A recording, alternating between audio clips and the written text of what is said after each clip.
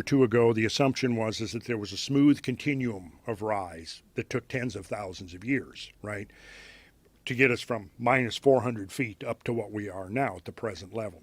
What this graph shows is that there were two massive spikes of meltwater introduced into the oceans, into the global oceans at the end of the last ice age. And you can see the first spike, called Meltwater Pulse 1A, is the biggest, followed by another one, Meltwater Pulse 1B. If we go back to this graph right here, those two spikes of glacial meltwater and sea level rise coincide with this warming spike and that warming spike. And you can see how this warming spike seems to be the most intense, followed by this one. And we see that Meltwater Pulse 1A is the biggest. So what this is showing is that the rise in sea level was not as smooth. It was like whoomp, and then whoomp again. So there was something that caused all those glaciers to melt within just a very short amount of time, relatively speaking. Yes, a geological instant, exactly. What's further interesting is when we look at this graph.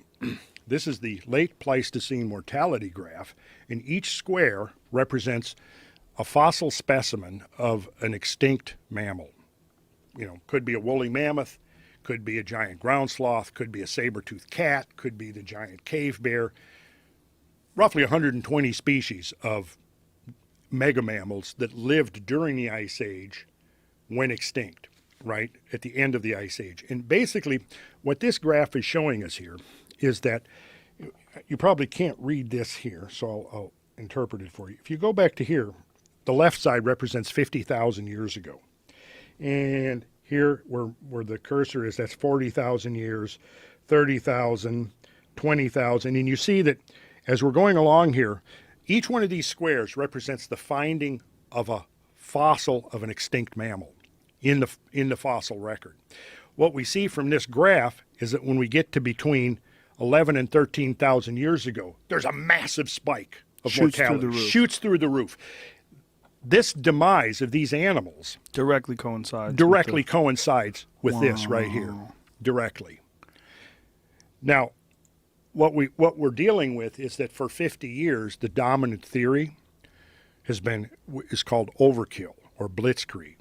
And this theory basically states that bands of Paleo-Indian hunters came across the Bering Land Bridge, slaughtering every animal that they encountered along the way, and somehow within less than 1,000 years swept from Siberia down to Tierra del Fuego and killed off every mammoth in the world, and presumably every other of the extinct mammals. And that has been the dominant theory, that humans caused this mass extinction.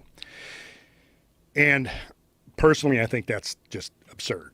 You know, because for one thing, based upon anthropological studies, there were possibly more woolly mammoths in the world than there were people for a while.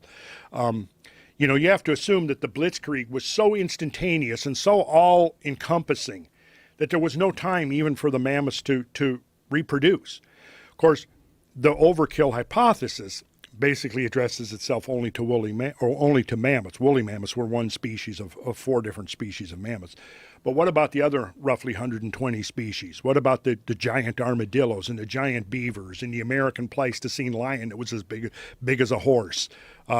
You know, the list goes on and on and on and on. And these animals all basically disappeared during this spike that you see right here. Wow. And that spike falls exactly between these two warming spikes and between the two sea level rises. So all the data all points to the same time period. Yes. Wow.